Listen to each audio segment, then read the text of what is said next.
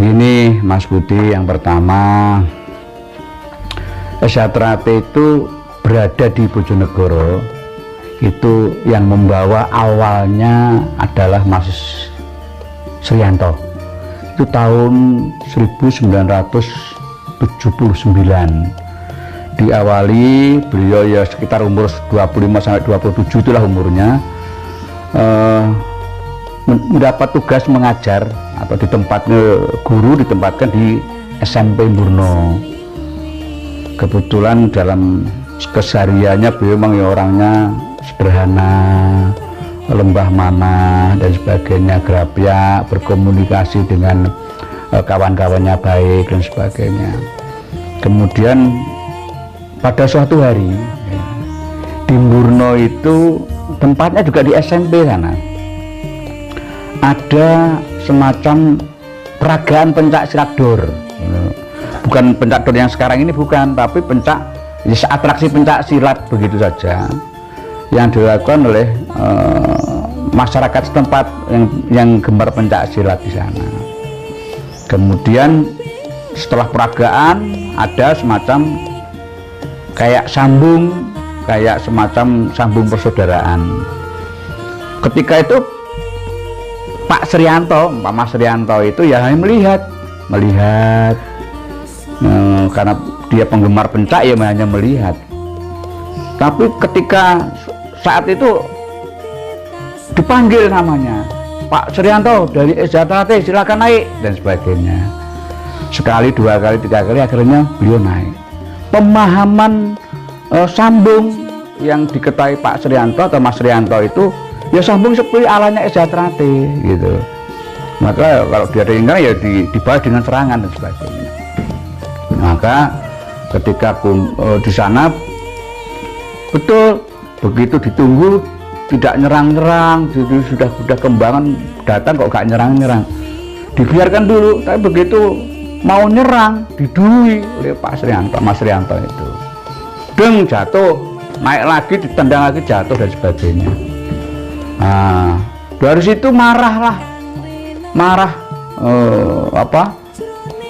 kok kasar begitu. Padahal itu memang budaya atau kebiasaan Sejahtera-T, kalau sambung ya begitu.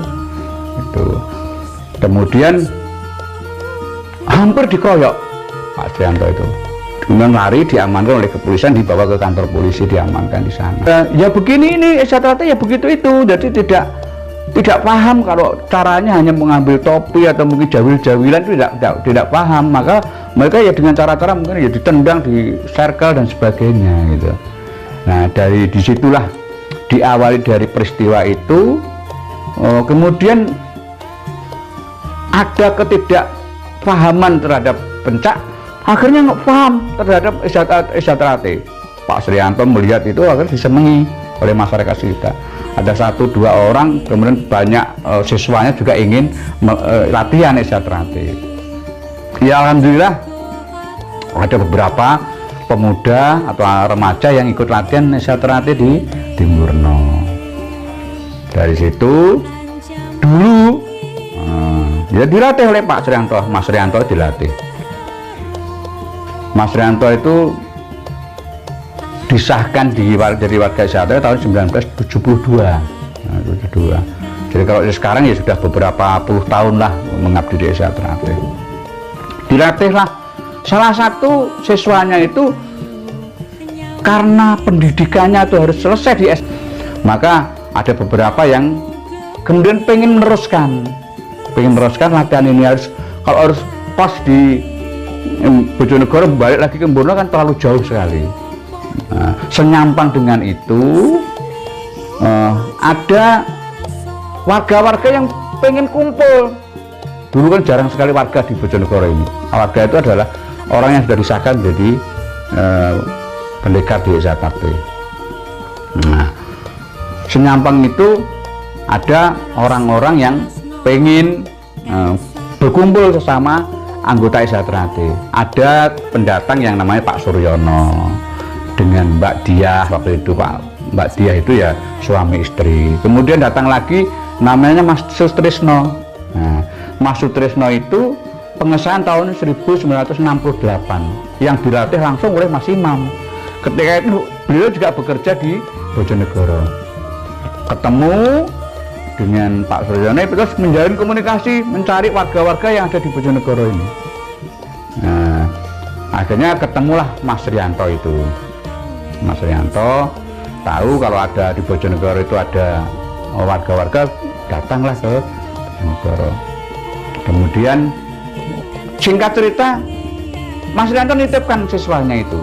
Salah satu siswanya, ada beberapa siswanya itu, antara lain salah satunya adalah Mas Sidik Mustafa, ya. Itu mulai ikut latihan. Kemudian Mas Edi Priyono, dua orang itu akhirnya dilatih di daerah Klangon sana, di daerah Klangon. Pertama tahun berapa Mas di kota ini? Di kota itu 1982. Jadi satu Bojonegoro tempat latihannya cuma satu itu. Baru satu, karena memang baru ada warga, kemudian berkomunikasi mencari dulur-dulur warga yang lainnya, baru ketemu itu. Dan ketika itu Bojonegoro S1 belum ada apa-apanya, belum dikenal sama sekali. Nah, kemudian senyampang itu, alhamdulillah saya juga sudah disahkan menjadi warga. Ketika saya kebetulan tempat saya di Sukorejo, waktu itu di Wisma Maduhireng di daerah Redraying sana. Hijrah saya dari Jakarta ke Bojonegoro, kemudian ikut bergabung di tempat Setiabudi nomor 23 itu.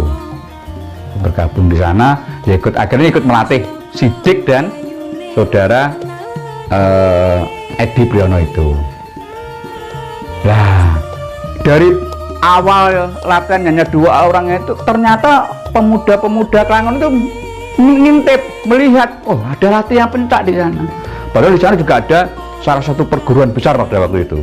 Ya, ada sebuah perguruan besar, itu pencak organisasi yang sudah lama di Bojonegoro bertumbuh kembang dan sebagainya.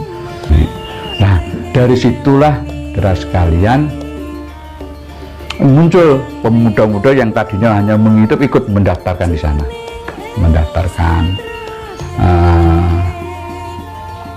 ada beberapa orang, termasuk salah satunya adalah Mastur itu, Mastur, Pak Maskuri dulu kenal, sekarang almarhum dan sebagainya.